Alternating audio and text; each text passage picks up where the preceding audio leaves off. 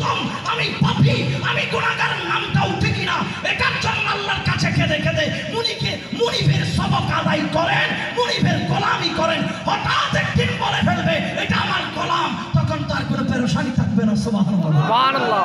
আর কোনো পেরেশানি থাকবে এরকম।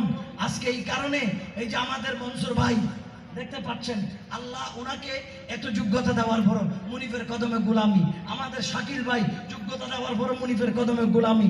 আমাদের ভাই সোহেল মুনিফের কদমে গোলামি। আমাদের শৈবাল ভাই মুনিফের কদমে গোলামি। এটা আনকোয়ালিটি, আনযোগ্যতা একজন ব্যক্তিও নয়, সব যোগ্যতা সম্পন্ন সব ব্যক্তি। মারহাবা বলেন। সৈয়দ ইমদাদ মাওলানা মাইজ ভান্ডারীর বেলায়েতের কদমে যারা আছে সব যোগ্যতা সম্পন্ন ব্যক্তি। মারহাবা বলবেন না? এই সব যোগ্যতাগুলোকে তারা যোগ্যতা মনে না করে যোগ্যতা মধ্যে কোরবানি দিয়েছেন। এই কারণে দেখা যায় জীবনের শেষ বেলা, শেষ বড় বিদায় বরণের সময় হাফেজ মোহাম্মদ আলীর সেই ঐতিহাসিক বিদায় বরণ মৃত্যুর ঘটনা গোটা পৃথিবীর গোলামে রাসূল আশিকানা মাইজ ভান্ডারীর কলিজায় আঘাত লাগিয়ে দিয়েছে। ঠিক কিনা? ঠিক। হাফেজ মোহাম্মদ আলীকে চেনেন না আমাদের পীর ভাই? যিনি মুনিফের কদমে গোলামি করেছেন।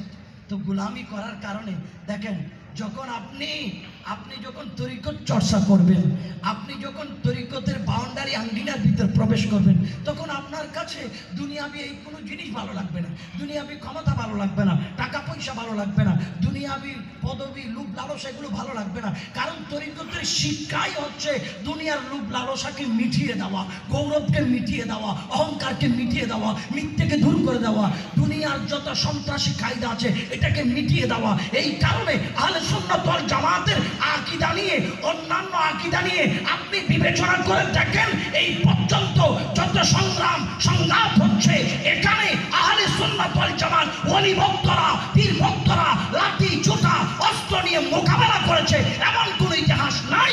কারণ তারা তরিকত চর্চা করে নিজের কলমের ভিতরে পুরুষকে জায়গা দিয়েছে, যার মাল আল্লাহ তার রাসূলের কদমে কুরবান দিয়েছে। সুবহানাল্লাহ। এটা তরিকতের শিক্ষা।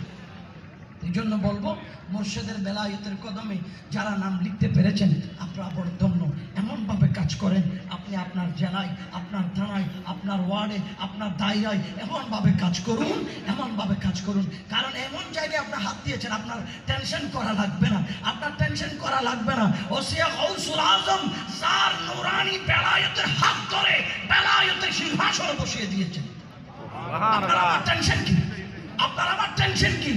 গোটা বাংলাদেশের সুন্নি জামাতের ইমাম বর্তমান যিনি, সুন্নি জামাতের প্রেসিডেন্ট যিনি, উনি বুঝতে পেরেছেন সৈয়দ ইমদাদ মাওলানা মাইজ ভান্ডারীর কি জাত।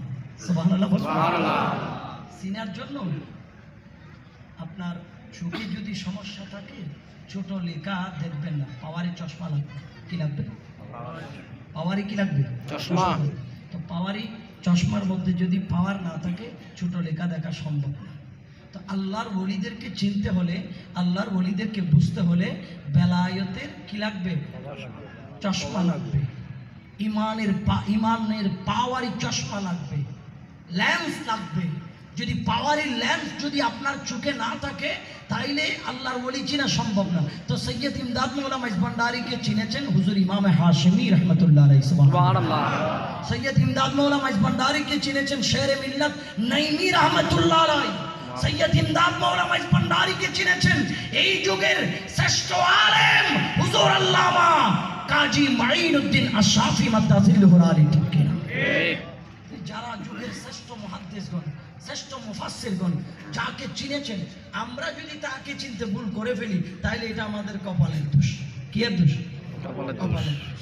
এই জন্য আমি প্রত্যেক গোলামে রসুল, আশিক রসুল এবং আমার পীর ভাইগণ প্রত্যেকের কদমে বলবো, সব সময় জিকির থাকবে একটা, মুনিফ কখন রাজি হয়, মুনিফ কখন খুশি হয়। কারণ আপনার মুনিফ তো আপনাকে শরীয়ত বিরোধী কোনো সবক দেয়নি, আপনার মুনিফ তো আপনাকে সন্ত্রাসী কায়দার কোনো শিক্ষা দেয়নি, আপনার মুনিফ তো আপনাকে কখনো সমাজের মধ্যে বিশৃঙ্খলা করার শিক্ষা দেয়নি।